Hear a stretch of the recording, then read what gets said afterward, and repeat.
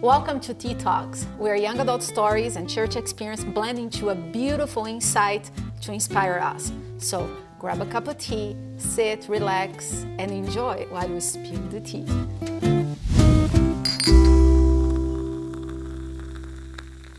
I have with me here today a new friend, Joshua. Joshua, thank you so much for accepting the invitation to be part of this new video series.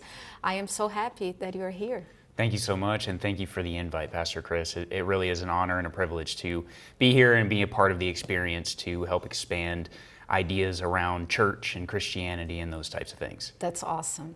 Well, why don't we start with you telling us a little bit about yourself, who you are, where you're from? Originally born and raised in South Carolina, was part of a church community my entire life there, and I really had a great opportunity in being able to grow up in a community that was close-knit, that was very Southern in its way of being as far as the Southern charm. It's a real thing. So I grew up in a community where being welcoming and being part of a bigger family was very important. And so now I have moved recently to North Carolina, enjoying it. Not vastly different, but definitely different cultural ways of being, coming from a small town, now being in more of a city atmosphere. So it's been a good 30 years so far, and I'm having a good time. That is awesome. When you talk about like the Southern charm, I'm from South America, from Brazil. So everything I'm learning as I go, and it took me a while to understand the South. The Southern culture. Yeah, that's right. I feel like the Brazilians, we're more like the New Yorkers, like fast-paced, talk and direct. That might be the truth, but in my experience with Brazilians, you have a better attitude about things than I would say about New Yorkers. I didn't live there, but I love everything about cultures, different cultures. So when Same. I moved to North Carolina, and Tennessee. I lived in Tennessee for a while too. So learning the different cultures, I'm fascinated about it. So I love it. And the small town feel, it's what we grow up watching in movies, so I lived 20 years in Florida, and I play around that. I say I lived 20 years in Florida, then I moved to the United States, because those were the different things that I started seeing, when I actually moved out of Florida. So I loved it. Well, I think this is a good segue for the topic that I want to talk to you about it, because I think it's all about the South. How do you define the concept of best neighbors? Being the best neighbor does have a lot to do with culture, but also understanding the concept of people within your own community might be from a different culture and therefore might see and do things a little bit differently. Being accepting of that, of where people come from, recognizing why they are the way that they are, and still loving them in a way that is accepting of them as an individual in the broader family of Christianity, is a way that you can be the best neighbor. The way I think about it is best described by what Jesus said in Luke chapter 10, which, talking about the Good Samaritan, he's talking to some of his Jewish brethren. And at the end of that parable, where the Samaritan, the outcast of the Jews, was the one who actually helped the individual that needed it and went above and beyond the calling of what was needed there, Jesus simply said, "Who was this man's neighbor?" And the Jewish man said, well, he couldn't even say the word Samaritan. He said the one who helped him, or something of that variation. That's what being the best neighbor is. Showing up to your community, looking past what cultural differences might be there, and having people be a part of your community as if they are your family. We're talking about best neighbors because in this book, Growing Young, That's one of the characteristics that they found, that the churches that are thriving in attracting and keeping young adults, they are best neighbors. Young adults, when they see a church, they care for the community, care for the neighbors, they want to be part of it because that's where they find purpose, they find a meaning to their life. So that's why I wanted to talk to you about that. Have you witnessed, either in the church that you are now or church that you were before, have you ever witnessed or practiced this idea? So give me a specific, so how do you feel like, how does you feel like a church looks like when they are being best neighbors? I'll give a personal example. I have a friend of mine who his dad had gone through some difficulty in life, was actually incarcerated. And when he got out, he needed a place to live. At the time, I owned a home, and that home had an extra room. And so I was actually requested by my friend if I would open up my own home to this individual. And I went ahead and did it, knowing the risks, understanding that there was even a cultural difference between the person that I was letting in my home and myself. Sure, we had some commonalities. However, he came from a different background than what I did. This man was much older than I was. But I saw a need, and I wanted to be a part of positive change for this individual. There may not have been a better opportunity to witness to someone of that nature than to actually bring them into my own home. I make that distinction because the church is supposed to be our home. And if the church is supposed to be our home, inviting people of all backgrounds, of all cultures, the ones who have made big, huge, giant mistakes, which admittedly is very, very difficult for me sometimes, especially depending upon the type of mistake or the severity of that mistake that you have made. It can be hard to invite them in, but then realizing that these people are people, they're human beings that desire relationship, that desire love, and are seeking those things and probably filling their life with things that shouldn't be. They're filling a void that is Jesus-sized, and they're not filling it with Jesus. They're filling it with other aspects of culture and things around them. If we can be a part of showing them Jesus and bringing Jesus to them, they might be able to actually fill that void and put their life on a track that is much better than what it was or what it could be. I'm listening to you, and I'm trying to put myself in your shoes, and I'm going to be honest with you. I would probably be afraid of bringing this person to my house. And you said you knew there were risks. What made you think, okay, there's a risk. I'm afraid that I don't know what this individual did, but I'm bringing this person to my house. What helped you overcome this fear of the risk or concerns? What made you say, let me bring this person fresh out of prison to my house? Just like with anything, whether you're talking life in general, or maybe your investing portfolio, or driving down the road, you're going to mitigate risk. If I get in my car, I'm going to mitigate the risk of my life by putting on a seatbelt. I had a great relationship with this individual's son, and that relationship continues to this day, and my relationship with the individual that stayed with me continues to this day. But I had support from the get-go.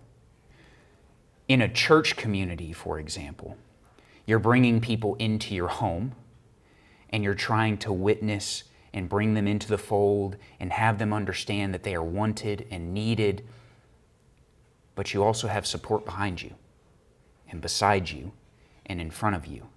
And that's what being part of a community is. I was able to look at his son and say, you got my back on this? And his son said, absolutely. I got your back on it.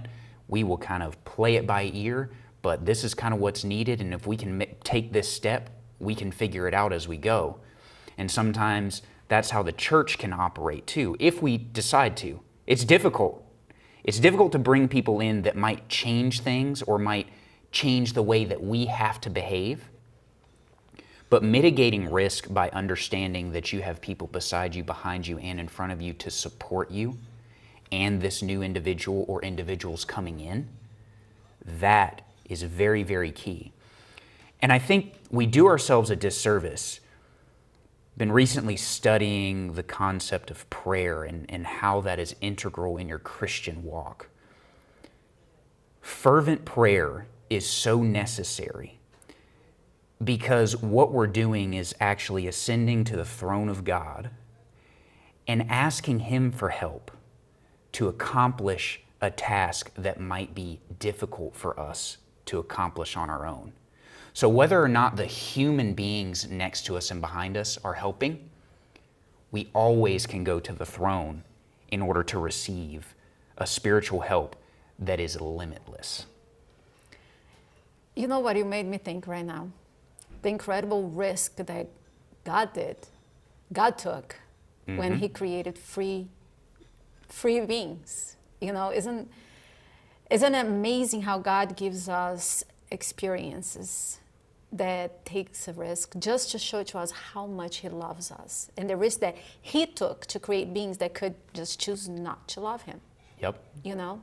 Absolutely, absolutely. And the risk that He took in sending His Son to be a part of the community, to be integral in the culture, to be part of bringing people into the fold. That was a risk in and of itself. To think that Jesus came to the earth and there was no risk, that it was just automatic, that He was just going to do everything that He had to just because, there was risk there. There was absolutely risk there. So many different things, and you see it throughout Jesus' life. All the different times that people tried to take His life, all the different obstacles that were put in His way.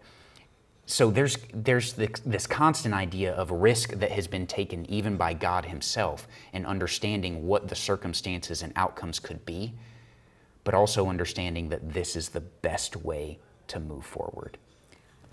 Do you feel like this experience of being a good neighbor, of helping somebody, did that change anything in you?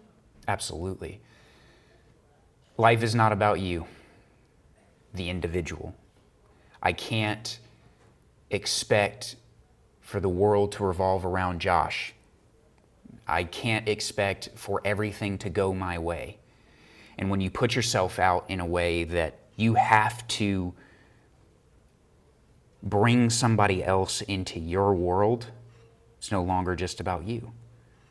I have this saying, in every reaction or in every action or in every situation with other people, it's not about you, it's about me.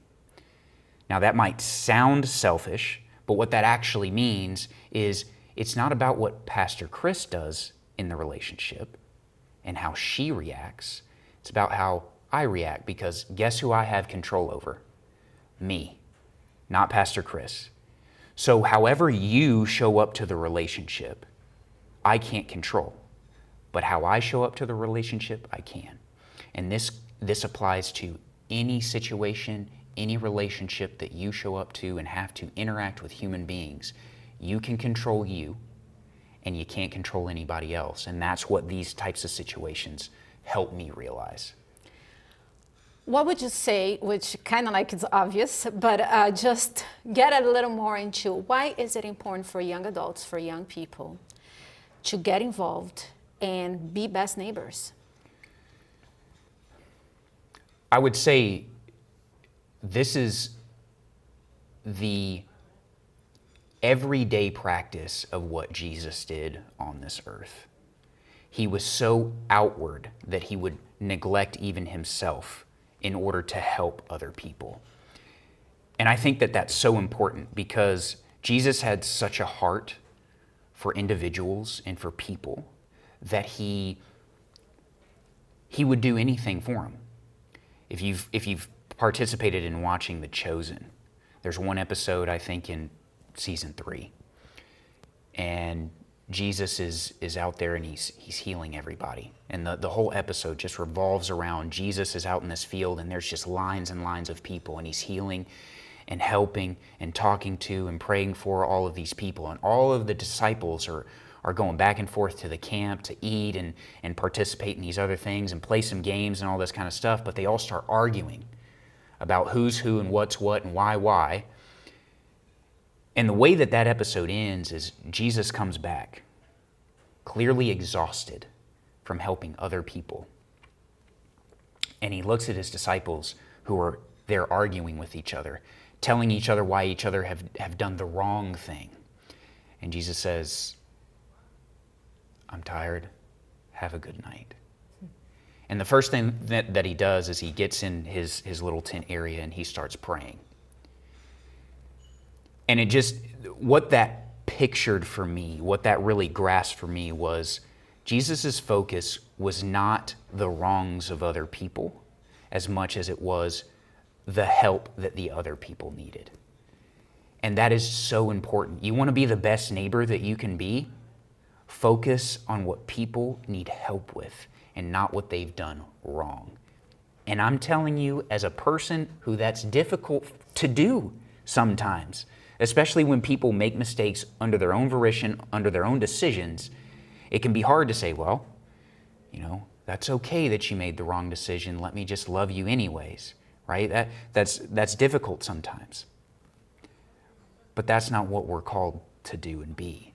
I think Jesus shows throughout the Gospels that people are important, and helping those people overcome whatever it is that they have done to themselves or what has been done to them is so important to bring them into the fold and make them part of the community. I love it. I think what you said is right on it. A lot of times we, instead of focusing, what can I do to help the situation? What can I do to help this person who is living a life that is not exactly the best life? What can I do to help this person? We focus on what they're doing wrong. I remember a time a while ago, several churches ago, that I noticed that they were willing to take money out of their budget to send money to people in Africa. But that sister that had a problem in our own community, well, she doesn't come to church every week, so I don't think we should help her. Like the mentality of, you know what I mean? Mm-hmm. Sometimes it's easy for me to help somebody far away because I don't know really their lives, but I'm judging the ones close by, unfortunately. Yeah. Have you encountered challenges when you try to be a good neighbor? Absolutely. And sometimes you get burned when you play with fire. And that's what it can feel like when you step into these types of situations and scenarios. There were several ways, for example, in my own, to say that bringing this gentleman that I brought into my home was a cakewalk. It was not terrible, but there were instances that I had to deal with things that if he were not in my home, I would not have to have dealt with those. I don't know what it was in that situation scenario because it is not the case always. But the amount of compassion that I was able to experience, and I say experience because I don't think it was coming from me, Josh, the individual. I think it really was the Spirit in me and Jesus really, really working on my own heart. Having to deal with those situation scenarios where his son was involved, for example.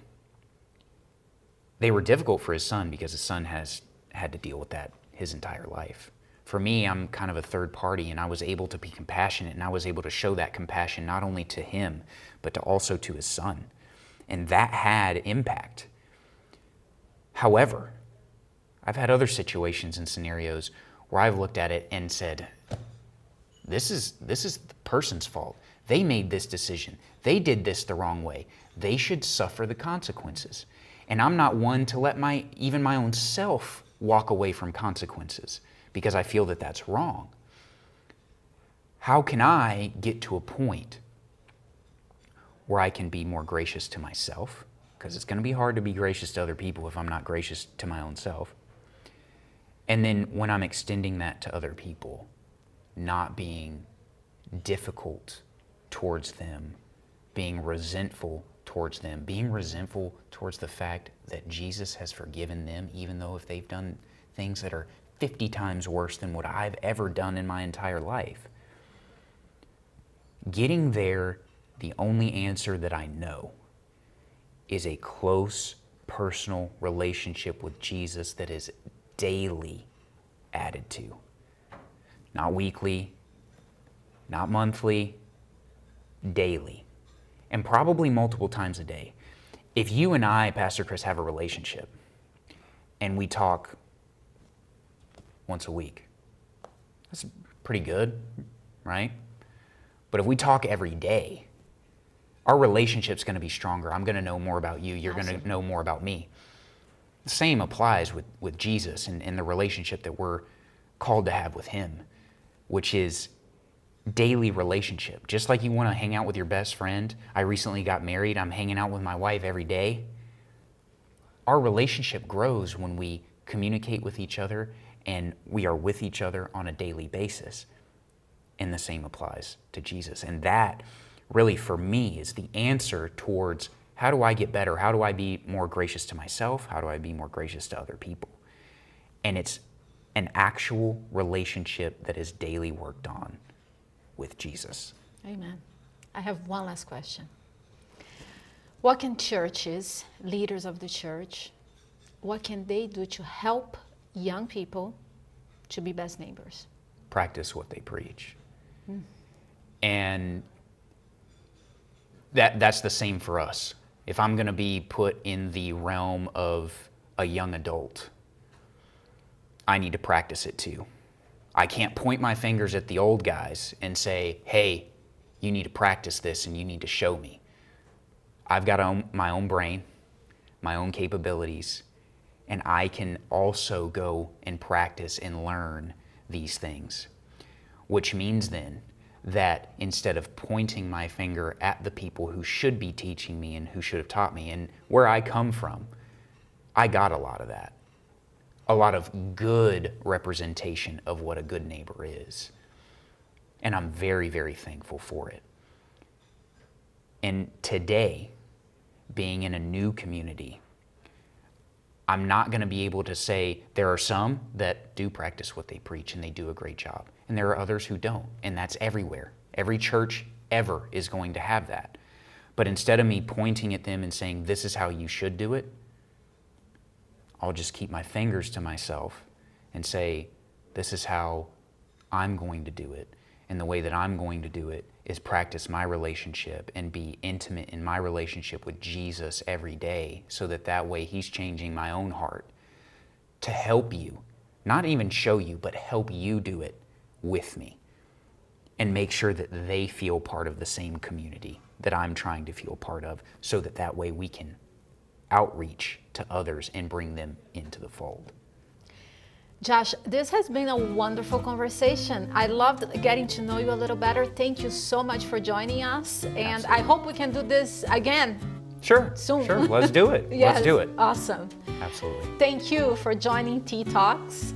I want to ask you to keep stirring up the conversations. Embrace the beautiful and the messiness of life. And until next time.